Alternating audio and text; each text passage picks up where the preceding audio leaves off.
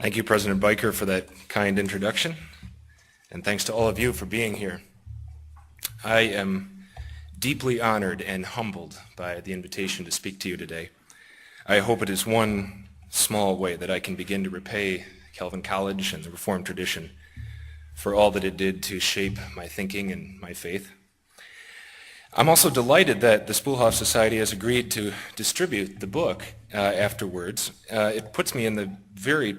It gives me the wonderful problem of not wanting to give away all the good parts of my book before you pick it up.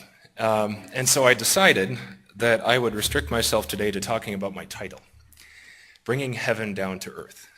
Inevitably, that will lead to me giving away some of the good parts, but hopefully there will be enough that you want to go back and look at. Bringing Heaven Down to Earth, and I would subtitle it, Who's Bringing What?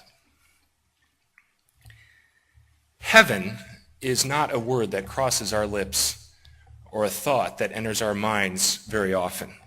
It comes up in funeral homes, in hospital rooms, but for the most part, the afterlife is an afterthought. Now, if we believe that heaven is our eternal destiny, that's rather strange. How can we afford to marginalize and misunderstand our eternal destiny? That was the question that captured me over 10 years ago as I read Neil Plantinga's book, A Sure Thing. And following his reference in that book, I then read Richard Mouw's book, When the Kings Come Marching In, a beautiful reflection on Isaiah 60. I was transfixed by the visions captured in those books and in those passages of Scripture. The visions of the New Jerusalem, of Isaiah in the Old Testament and John in the New Testament. Visions that have yet to let me go.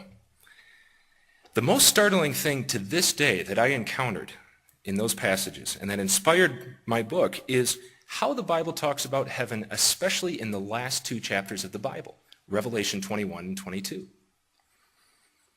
Especially when you go back and compare those two chapters with two earlier chapters, Revelation 4 and 5. In Revelation 4 and 5, after the introduction and the seven letters to the churches, the vision really begins in Revelation 4, verse 1. After this I looked, and there in heaven stood a door open, and the first voice which I had heard speaking to me like a trumpet said, "Come up here, and I will show you what must take place after this."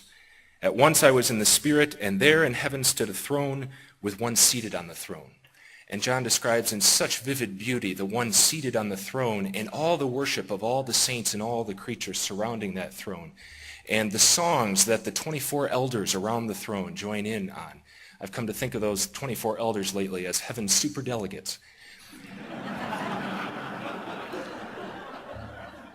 But there is praise and worship going on in this heavenly throne room, and it's as though the sky is peeled open and John can look and peer right up into it to see what's going on. At the Calvin Institute of Christian Worship, it is our prayer that in weekly worship the church can receive nothing less than a Revelation 4 and 5 like gift of sharing in this ongoing praise that is already ongoing in God's heavenly throne room.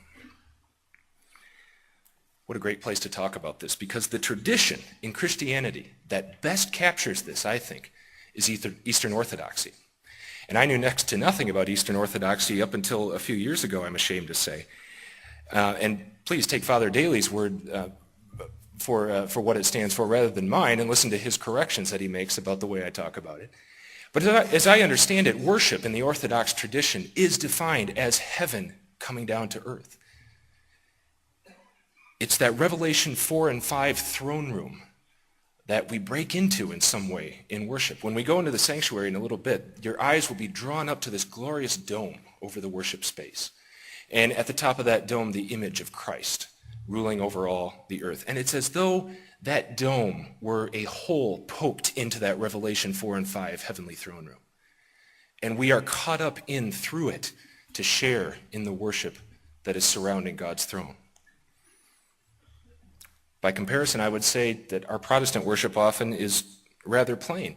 But I do have it on good authority. My boss, Dr. John Whitblade, says that when John Calvin writes about worship, granted, he was not happy with the way that images and icons were being used at his time, but when he talks about the theology of worship, he sounds almost orthodox when he says that in worship and supremely in the sacraments, baptism and the Lord's Supper, God stoops down to come and lift us up into his heavenly throne room. That's what happens in worship.